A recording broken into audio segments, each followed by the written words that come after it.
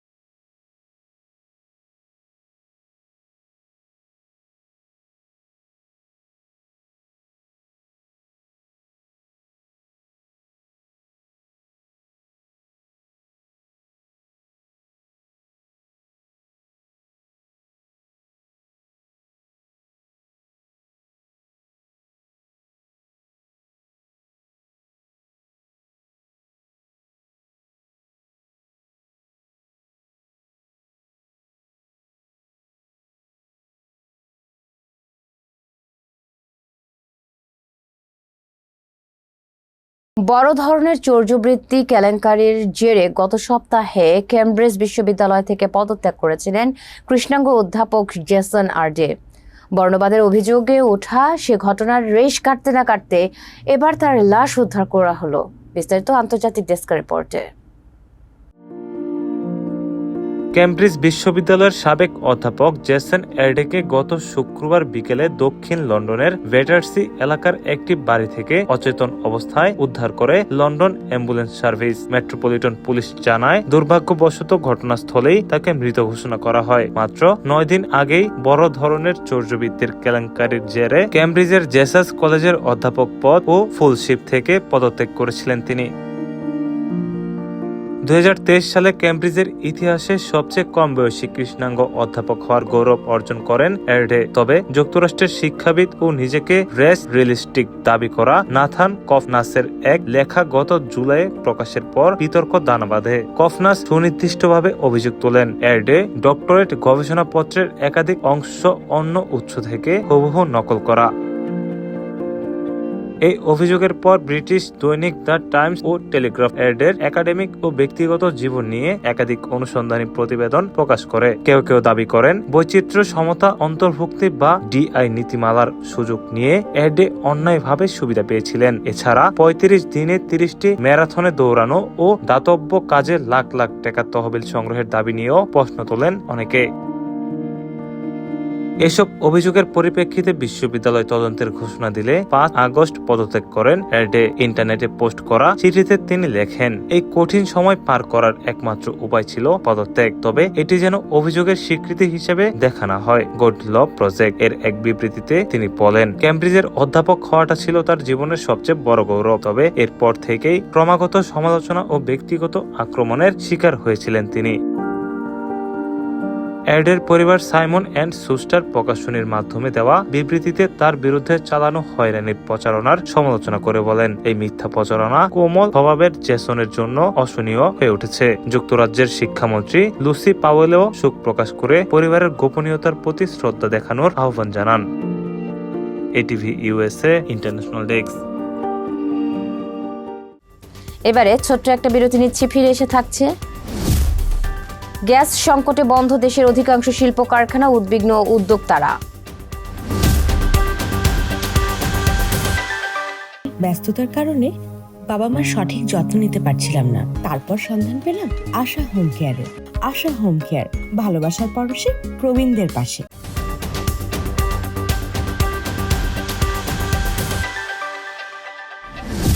স্বাগত আবার আশা home care prime news আয়োজনে।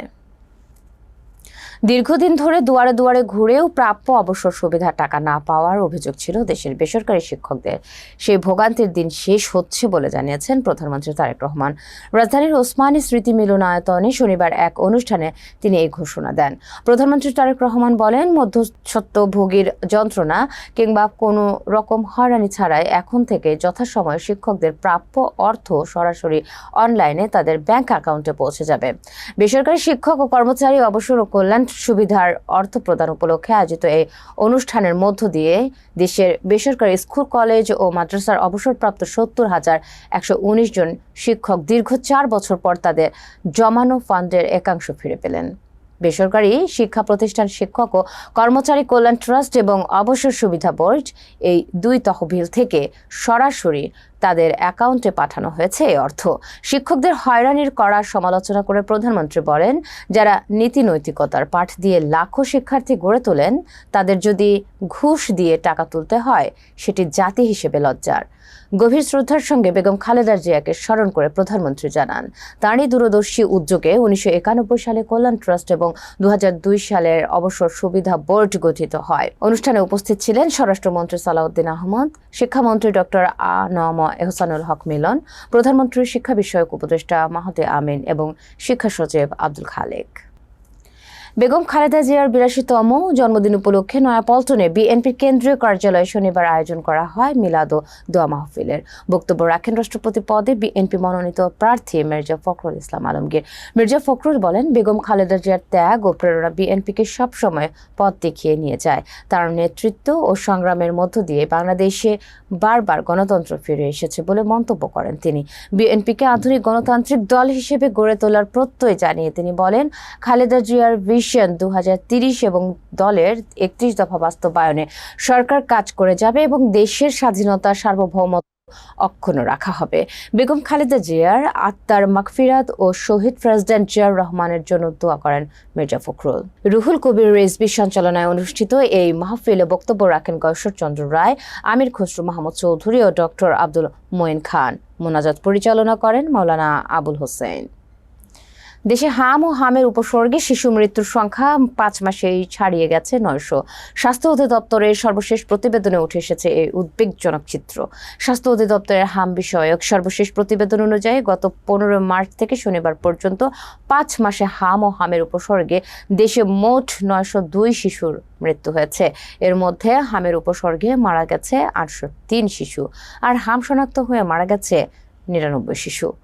শুধু গত 24 ঘন্টায় অর্থাৎ শুক্রবার সকাল 8টা থেকে শনিবার সকাল 8টা পর্যন্ত হামের উপসর্গে মারা গেছে আরও 8 শিশু, যাদের মধ্যে 6 জন ঢাকার এবং 2 জন সিলেটের বাসিন্দা। একই সময়ে হামের উপসর্গে আক্রান্ত হয়েছে 728 শিশু এবং হাম শনাক্ত হয়েছে 70 শিশুর দেহে। সব মিলিয়ে নতুনের আক্রান্তের সংখ্যা 798। 5 মাসের সামগ্রিক হিসেবে হামের উপসর্গে আক্রান্ত হয়েছে 1,41,776 শিশু এবং হামে আক্রান্ত হয়েছে 17,800 শিশু। মোট আক্রান্তের সংখ্যা দাঁড়িয়েছে 1,59,500 ছিয়াত্তর জনের। এই সময়ের মধ্যে সুস্থ হয়েছে 1,19,089 শিশু। গত 24 ঘন্টায় হামের আক্রান্ত হয়ে হাসপাতালে ভর্তি হচ্ছে 700 শিশু, আর হাসপাতাল থেকে সুস্থ হয়ে বাড়ি ফিরেছে 549 শিশু। তীব্র গ্যাস সংকটে দেশের অধিকাংশ ভারী শিল্প কারখানা টানা চতুর্থ দিনের মতো স্বাভাবিক উৎপাদনে ফিরতে পারছে না।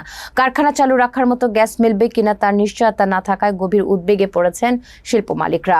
চট্টগ্রাম, নারায়ণগঞ্জ, গাজীপুর, সাভার, আশুলিয়া, হবিগঞ্জ ও নরসিংদীর শিল্পাঞ্চলে বৃহস্পতিবার থেকে উৎপাদন বন্ধ হয়ে পড়ে, যা আজ শনিবারও অব্যাহত রয়েছে।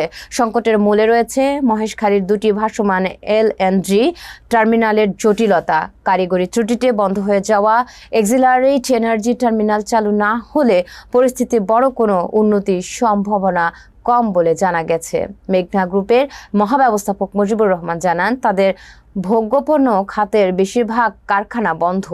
সব মিলিয়ে উৎপাদন অর্ধেকেরও নিচে নেমেছে। টিকে গ্রুপের প্রায় 30টি কারখানার মধ্যে চালু আছে মাত্র 5 থেকে 7টি। প্রাণ আরএফএল গ্রুপের উৎপাদনও নেমে এসেছে প্রায় 50%।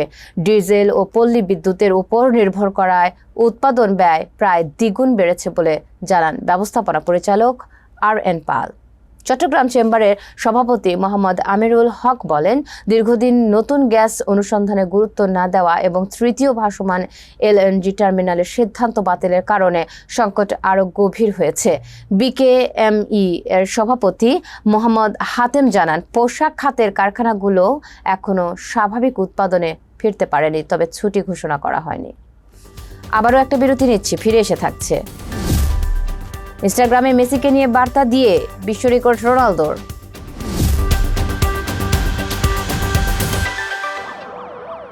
আমি যদি মিথ্যে বলতাম তাহলে আমার ছেলেটা কি শিখত? বাবা সব সময় সাদাকে সাদা এবং কালোকে কালো বলে। সাপ্তাহিক সাদা কালো, আমরা সাদাকে সাদা, কালোকে কালো বলি।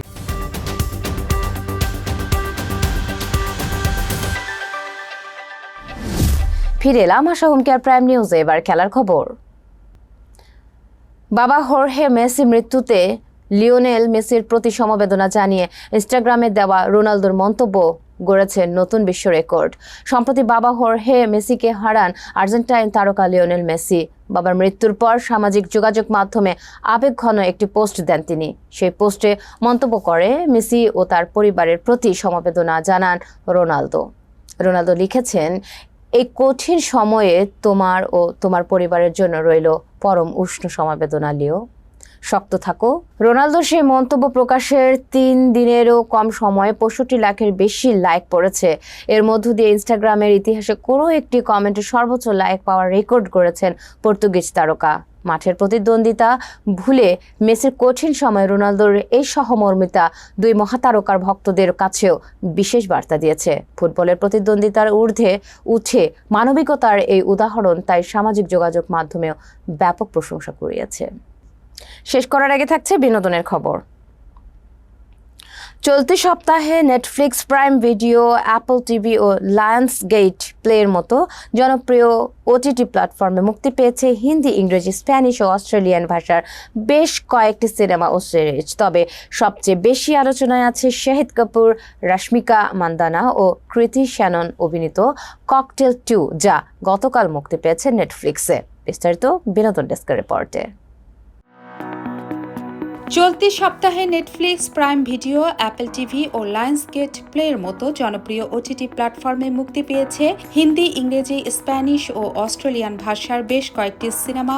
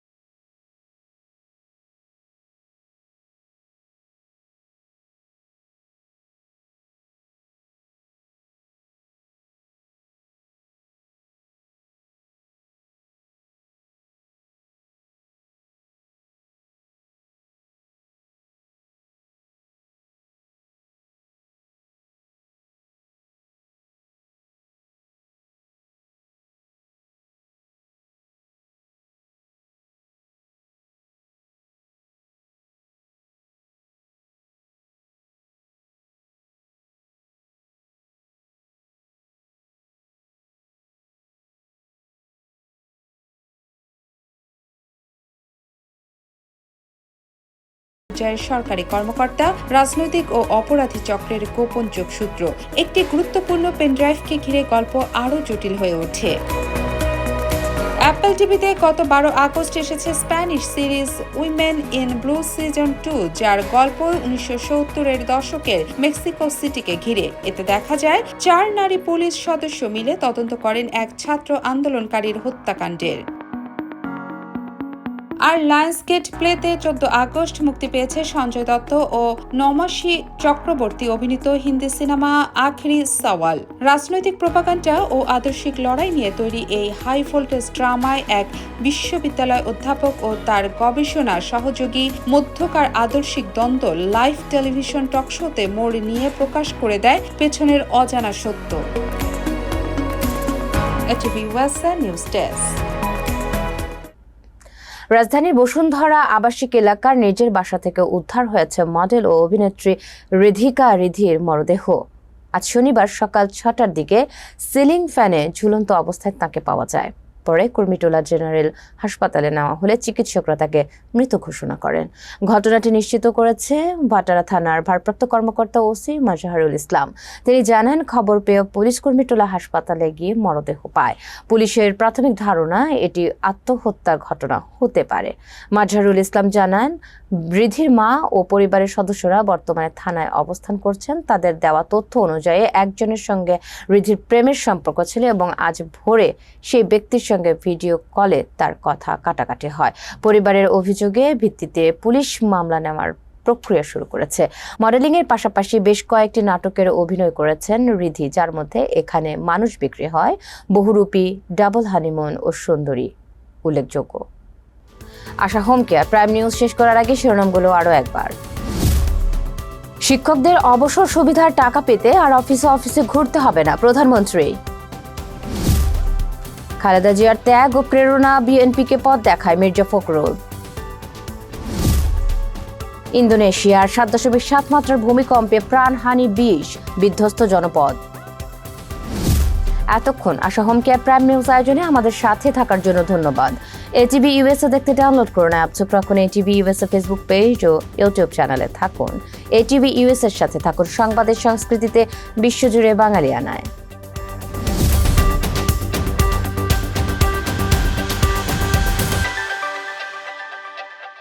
এটিভি ইউএসএ, বিশ্বজুড়ে বাঙালিয়ানা।